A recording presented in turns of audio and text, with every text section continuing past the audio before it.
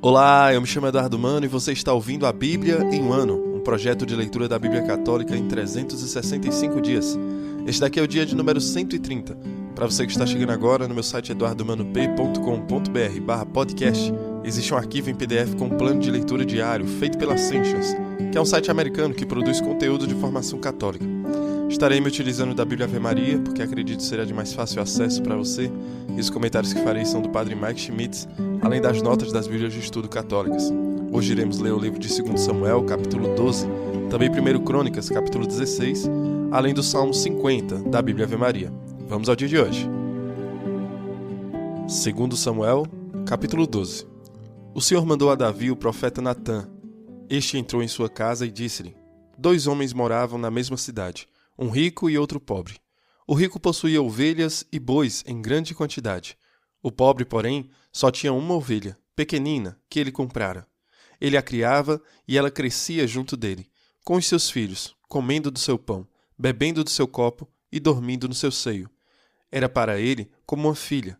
Certo dia chegou à casa do homem rico a visita de um estranho, e ele, não querendo tomar de suas ovelhas, nem de seus bois para aprontá-los e dar de comer aos hóspedes que lhe tinha chegado, foi e apoderou-se da ovelhinha do pobre, preparando-a para o seu hóspede.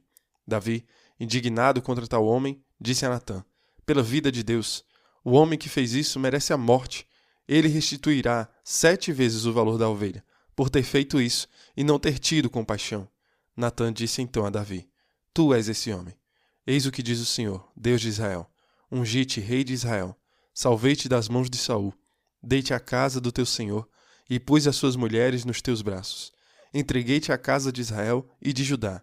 E se isso fosse ainda pouco, eu teria ajuntado outros favores. Por que desprezaste o Senhor, fazendo o que é mal aos seus olhos? Feriste com a espada Urias, o Hiteu, para fazer de sua mulher a tua esposa, e o fizeste perecer pela espada dos amonitas. Por isso, jamais se afastará a espada de tua casa, porque me desprezaste, tomando a mulher de Urias, o Hiteu, para fazer dela a tua esposa. Eis o que diz o Senhor: vou fazer com que se levantem contra ti males vindos de tua própria casa. Sob os teus olhos tomarei as tuas mulheres e as darei a um outro, que dormirá com elas à luz do sol. Porque agiste em segredo, mas eu o farei diante de todo Israel e diante do sol. Davi disse a Natã: pequei contra o Senhor. Natã respondeu-lhe: o Senhor perdoa o teu pecado. Não morrerás. Todavia, como desprezaste o Senhor com essa ação, morrerá o filho que te nasceu. E Natã voltou para sua casa.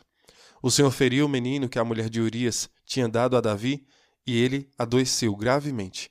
Davi suplicou ao Senhor pelo menino, jejuou e passou a noite em sua casa, prostrado por terra, vestido com um saco. Os anciãos de sua casa, de pé, junto dele, insistiam em que ele se levantasse do chão, mas ele não quis, nem tomou com eles alimento algum. Ao 7º dia, morreu o menino. Os servos do rei não ousavam dar-lhe a notícia, pensando: quando o menino ainda vivia, nós lhe falávamos e ele não queria ouvir-nos. Quanto mais se afligirá agora, se lhe anunciarmos que o menino morreu. Seria uma desgraça. Davi notou que seus servos cochichavam entre si e compreendeu que o menino morrera. Perguntou-lhes: morreu o menino? Sim, responderam-lhe. Então, Davi levantou-se do chão, lavou-se, perfumou-se, mudou de roupa e entrou na casa do Senhor para se prostrar. De volta à sua casa, mandou que lhe servissem a refeição e comeu. Seus servos disseram-lhe: que fazes? Quando a criança ainda vivia, jejuavas e choravas. Agora que morreu, tu te levantas e comes. Eu jejuava e orava pelo menino enquanto vivia, respondeu ele, porque dizia comigo: quem sabe, talvez o Senhor tenha pena de mim e o menino ficará bom. Mas agora que morreu, por que jejuar ainda? Posso por acaso fazê-lo voltar à vida? Eu é que irei para junto dele. Ele, porém, não voltará mais a mim. Davi consolou Betsabeia, sua mulher. Foi procurá-la e dormiu com ela. Ela concebeu e deu à luz um filho, ao qual chamou Salomão. O Senhor o amou, e revelou isso a Davi por intermédio do profeta Natã, que deu ao menino o sobrenome de Amado de Javé, segundo a ordem do Senhor. Joabe, que sitiava Rabá dos amonitas, apoderou-se das cidades das águas, e enviou a Davi mensageiros com esta notícia: assaltei Rabá e ocupei a cidade das águas. Ajunta o resto do exército, vem acampar perto da cidade e tomá-la, para não acontecer que, tomando-a eu, seja-lhe dado o meu nome. Reuniu Davi todo o exército e foi contra Rabá, assaltando-a e tomando-a. Tirou a coroa da cabeça de Milcom. Esta pesava 1 talento de ouro e era ornada de uma pedra preciosa, que foi colocada sobre a cabeça de Davi. Também foi tirada da cidade grande quantidade de despojos. Quanto à sua população, fê-la sair para empregá-la em serrar, em trabalhar com a picareta e o machado, e em fazer tijolos. Assim fez com todas as cidades dos amonitas. E Davi voltou, com todas as suas tropas, para Jerusalém. 1 Crônicas, capítulo 16. Fizeram entrar a arca do Senhor e a colocaram no meio do pavilhão, que para ela Davi tinha levantado, e ofereceram a Deus holocaustos e sacrifícios pacíficos. Depois desse oferecimento de holocaustos e sacrifícios pacíficos, Davi abençoou o povo em nome do Senhor. Em seguida, distribuiu a todos os israelitas, homens e mulheres, a cada um pão, um pedaço de carne e um bolo de uvas secas. Davi colocou diante da arca do Senhor levitas encarregados do serviço, que invocavam, celebravam e louvavam o Senhor, Deus de Israel. Eram eles Asaf, o chefe, Zacarias, o segundo, em seguida Osiel, Semiramote, Matatias, Eliabe, Banaías, Obed-edom e Jeiel, munidos de instrumentos musicais, harpa e liras, enquanto que Asaf fazia vibrar os símbolos. Os sacerdotes Banaías e Jaziel tocavam continuamente as trombetas diante da arca da aliança do Senhor. Foi naquele dia que Davi encarregou Asaf e seus irmãos de celebrar o Senhor. Celebrai o Senhor, aclamai o seu nome. Apregoai entre as nações as suas obras. Cantai-lhe hinos e cânticos. Anunciai todas as suas maravilhas. Gloriai-vos do seu santo nome. Rejubile o coração dos que buscam o Senhor. Recorrei ao Senhor e ao seu poder. Procurai continuamente sua face. Recordai as maravilhas que operou, seus prodígios e os julgamentos por seus lábios proferidos. Ó descendência de Israel, seu servo, ó filhos de Jacó, seus escolhidos. É ele o Senhor, nosso Deus. Suas sentenças comandam a terra inteira. Recordai sem cessar sua aliança, a palavra que empenhou a 1000 gerações, que garantiu a Abraão e jurou a Isaque, e confirmou a Jacó irrevogavelmente e a Israel como aliança eterna, quando disse: Eu te darei a terra de Canaã como parte da tua herança, quando não passavam de um reduzido número, minoria insignificante e estrangeiros na terra, e andavam errantes de nação em nação, de reino em reino. Não permitiu que ninguém os oprimisse e castigou os reis por causa deles. Não ouseis tocar nos que me são consagrados, nem maltratar os meus profetas. Cantai ao Senhor, terra inteira, anunciai cada dia a salvação que ele nos trouxe.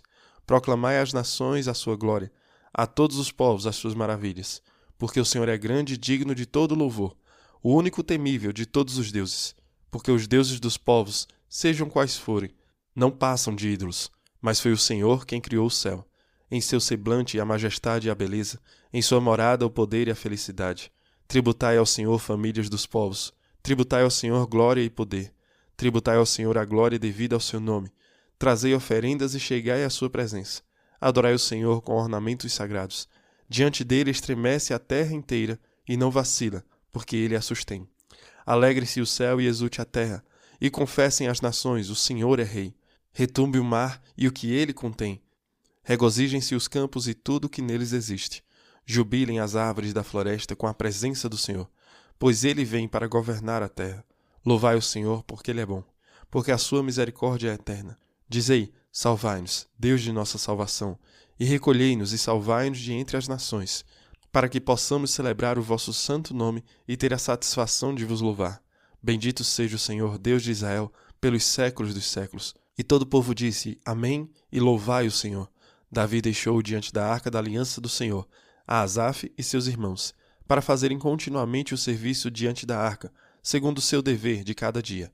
Igualmente Obed-edom com seus irmãos, em número de 68, Obed-edom, filho de Itum e Osa, como porteiros. Igualmente o sacerdote Sadoc e os sacerdotes seus irmãos, diante do tabernáculo do Senhor, no lugar alto de Gabaon, para oferecer holocaustos ao Senhor, dia a dia, pela manhã e pela tarde, sobre o altar dos holocaustos e para cumprir tudo que está escrito na lei que o Senhor deu a Israel.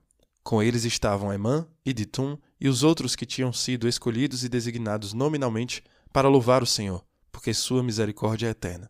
Tinham consigo trombetas e símbolos, para tocar, e instrumentos para os cânticos de Deus. Os filhos de Ditum estavam encarregados da porta. Depois, todo o povo retornou para suas casas, e também Davi voltou para abençoar sua casa.